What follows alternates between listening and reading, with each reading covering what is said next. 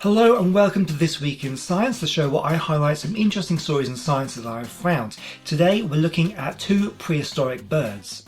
These stories date from 2018, so they're not the most recent, but they're still interesting, so I'm going to do them anyway. I spotted a new story about the Ichthyornis. If you want to know more about this ancient seabird, click on a card from an older video of mine that tells you all about them. The Ichthyornis lived 95 million years ago during the Cretaceous period and is an incredibly important fossil showing the transition between dinosaurs and birds. Charles Darwin said that the Ichthyornis represented the best evidence for his theory of evolution when it was described by O.C. Marsh in 1872.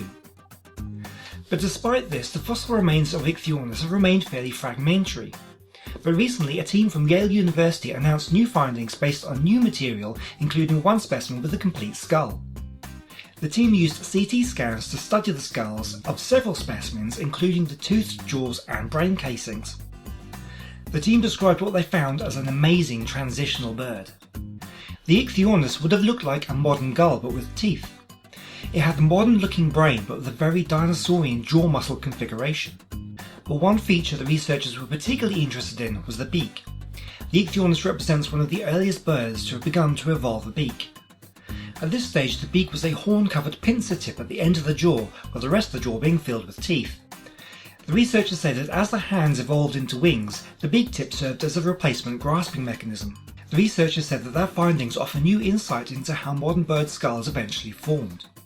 Along with its transitional beak, the Ichthyornis had a brain similar to modern birds, but with the temporal region of the skull strikingly like that of a dinosaur, indicating that during the evolution of birds, the brain transformed first, while the skull remained more primitive and dinosaur-like.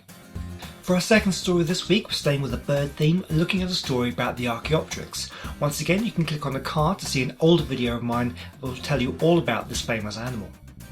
Only 12 specimens of Archaeopteryx have ever been found, and they all date from around 150 million years ago during the Jurassic period in what is now Germany. But a team of scientists from the University of Manchester have been re-examining the younger specimen known as specimen number 8 by carrying out the first synchrotron examination, a form of 3D X-ray analysis. One of the scientists explained this is the first time that numerous bones and teeth of Archaeopteryx have been viewed from all aspects, including exposure of the inner structure.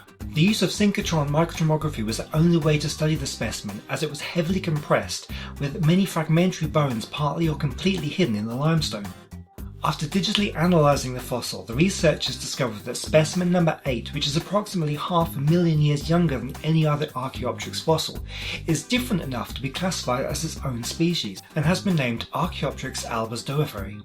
It possessed skeletal adaptations which would have resulted in a much more efficient flight. Some of the differing skeletal characteristics include fusion of the cranial bones, different chest and wing elements, and reinforcement configuration of the hand bones. These characteristics are more seen in modern flying birds and are not found in older Archaeopteryx lithographica species, which more resembles reptiles and dinosaurs. In short, this specimen is physically much closer to a modern bird than it is to a reptile. The researchers claim it confirms Archaeopteryx as the first bird, and not just one of a number of feathered theropod dinosaurs which some researchers have claimed recently. You could say it puts Archaeopteryx back on its perch as the first bird. Well, thank you for watching this week. Links to the articles covering today's stories will be in the description of this video, and click on the card in the top right of the video for my older videos on the Archaeopteryx and the Ichthyornis, and there will be a link in the description also. I hope to see you next time, so until then, stay curious, ask questions, and keep learning. Goodbye.